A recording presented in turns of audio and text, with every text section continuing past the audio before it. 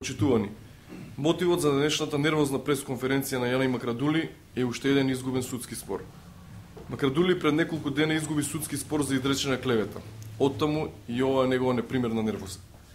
Но пресконференциите на Макрадули, кои десетина пати се повторуваат, употребувајќи исти тези и клевети, нема да не предомислат да градиме објекти од јавен интерес по јавен и транспарентен пат. Сите постапки за продажба на градежно земјиште се транспарентни и отворени за јавноста.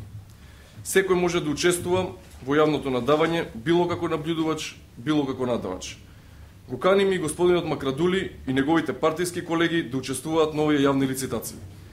Срекни сме што општината Центар е големо градилиште, но овој пат не е градилиште како во времето на СДСМ, кога државното земјиште се продаваше за 25 евра по метар квадратен. Општина Центар не е градилиште каде државното земјиште се отуѓува на бизнис пријатели на Јани Макрадули.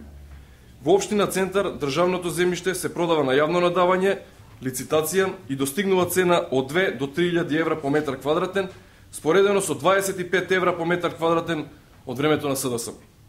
Во општина Центар се градат објекти од интерес на граѓаните, како музеј, стар театар, зграда на Уставен суд, зграда на МНР, булевар Илинденска и се догради Скопското кале. Општина Центар од ден на ден станува поубаво место за живење.